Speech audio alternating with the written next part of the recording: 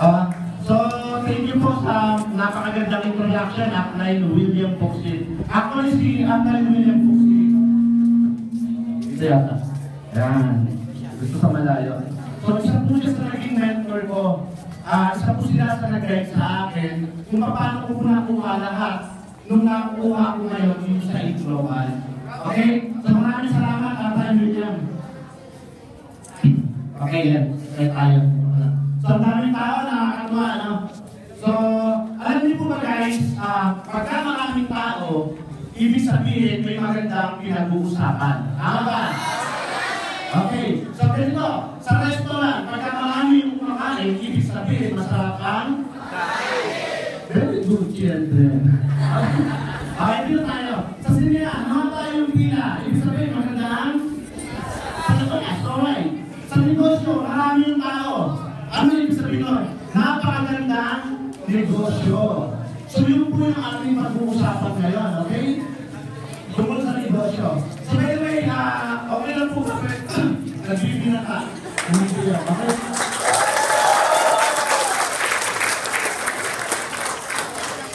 So okay lang po ba? Makakita ko yung pastor na kayo, yung first timer. First timer lang. Okay. Yan, guys, first timer, meron po. Okay, so maraming salamat, no? Yung mga sponsors, nakakatabi niyo po ba? Taas na may sponsors. Yun, dami. So, okay lang guys, palakpakan natin yung mga first timer.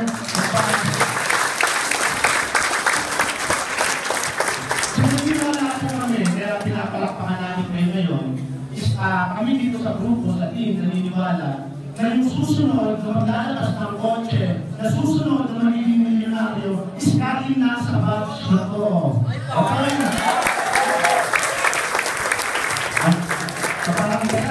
Parang naman kasi kayo palakpapigin eh. Okay, ito lang yan. Naniniwala ako na yung pagpapalakpak, nag-release siya ng positive energy, tinatabi yung mga negative energy. Okay? So, kasi tingnan niyo yung katabi niyo. Pagka ang palakpak niya ay ganito, di ba? Hindi nga ba kasi yung pumunta yung negative energy. So, dapat yung gigil, okay? Subukan natin na yan. Okay ba? Pabili yung palakpak para sa inyong babad!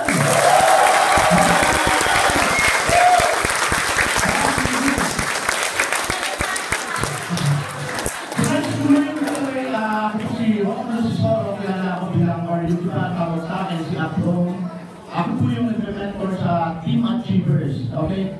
By the way, gusto ko acknowledge yung presence ni Sir Chris Atulan. Hi Sir. Galing mga kasudan. Okay? Yung mga po yung nasabi ni Upline William Puxit, picture lang po. Katulad ko nila ako dito guys, ganyan, ako po na-invite. Okay? Nung una, medyo hesitant, kasi sa negosyo yung pag-iisip, pag-uusapan, dati po akong nag-drive ng tricycle. Mukha ako ba driver ng tricycle? Ang laki ng ginagawa, produkto mo ng Global yan. So nung na-offer sa akin yung business, katulad ko rin po, hesitant. Bakit? Isa lang po ako tricycle driver. Sabi ko, kung piyesa ng motor yung pag-uusapan, magtutuwa ako, kabisado ko yan. Kaya lang negosyo at parang alam ko yan. Unang-una, baka mas-scam ako, di ba? Ang daming scam ngayon. So in short, hindi ako nag-join. Okay? Hinayaan ko lang, hinayaan ko yung panahon. Until sa start, sabi ko, last card na eh. Di ba? Tricycle driver, 3 taon ko lang ginagawa. Kung iputuloy ko lang ulit, another 3 years ulit, tingin nyo ba magiging piloto ako na yung plano? Hindi, di ba? Tricycle driver pa rin.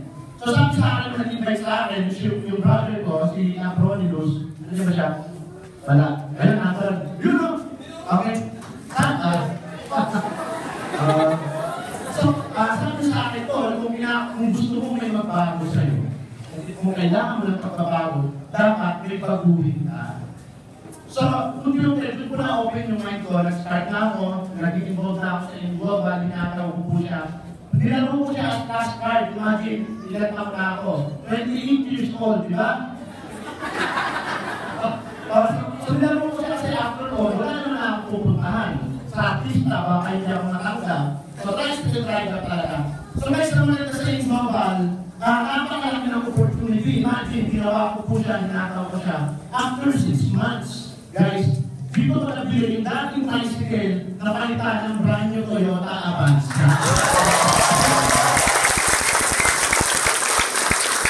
Okay, so marami po kasi mga line-up na magsasalita, napakagaling. So bibilisan ko lang to, okay? So mga 5 minutes lang po ako magsasalita, 5 to 10 minutes, ganyan ako kabilis mag-present. Okay, so ang meaning lang po, sana i-open natin yung mind natin.